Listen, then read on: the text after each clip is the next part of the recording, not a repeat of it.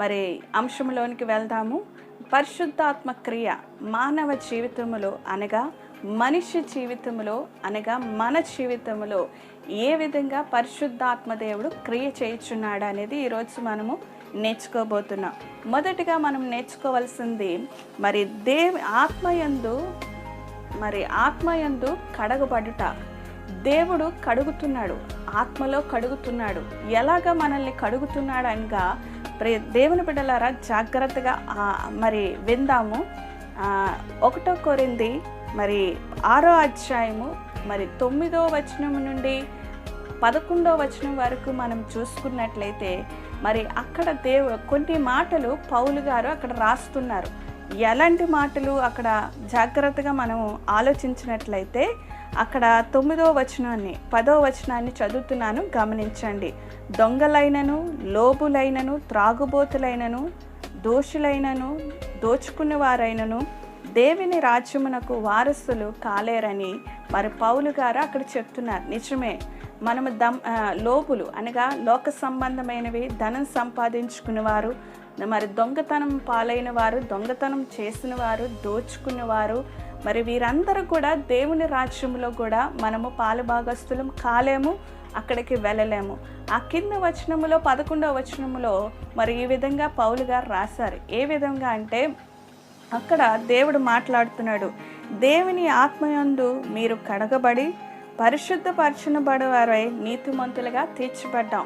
మనమందరం కూడా ఈ లోకములోని దొంగలుగాను, లోబులుగాను, తర్వాత లోక సంబంధమైన క్రియలు బట్టి అనగా వ్యభిచారం బట్టి, త్రాగుబోతులు బట్టి, దోచుకున్న వారిని బట్టి, దొంగతనం చేసేవారు ప్రతి ఒక్కరు కూడా మరి అట్టివారై ఉండి కూడా దేవుని ఆత్మయందు మనం అందరము కూడా కడగబడ్డామంట. అందుకనే పౌలు గారు 1 కొరింథీ మరి 6వ అధ్యాయము 9వ వచనం నుండి 11వ వచనం వరకు మనం ధ్యానం చేసుకున్నట్లయితే ప్రతి మనిషి కూడా దేవుని రాజ్యంలో వారసులు కాలేరు, దేవుని రాజ్యంలో సమీపించలేరు. కానీ పరిశుద్ధాత్మ క్రియ అనేది ఇక్కడ జరుగుతుంది. ఆత్మలో ఆయన కడుగుతాడు, ఆత్మతో ఆయన మనల్ని మరి కడిగి పరిశుద్ధపరిచి నీతిమంతులుగా తీర్చబడతాడు. ఏ విధంగా తీర్చబడతాడంటే ప్రభువైన యేసు క్రీస్తు అందు రక్షణ పొందుకొని ఆయన యొక్క రక్తము ద్వారా పాప క్షమాపణ అనేది మనం పొందుకున్న తర్వాత ఈ యొక్క పరిశుద్ధాత్మ యొక్క క్రియ అనేది ప్రతి మనిషిలో కూడా జరుగుతుంది. ప్రతి మనిషి కూడా తనంతట తానుగా మారలేరు. ప్రతి మనిషి కూడా తనంతటగా మార్పు అనేది చెందలేడు. అందుకనే పరిశుద్ధాత్మ దేవుడు ఈ క్రియను అనేది కూడా చేసుకుంటూ వెళ్తున్నాడు.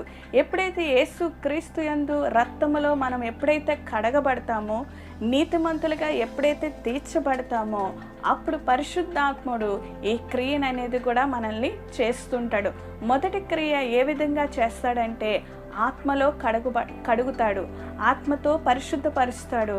ఆత్మలో మనలో ఉన్న ప్రతి ఒక్క బలహీనతలు, ప్రతి ఒక్క మరి పాపమును కూడా ఆయన కడిగి వేస్తాడు.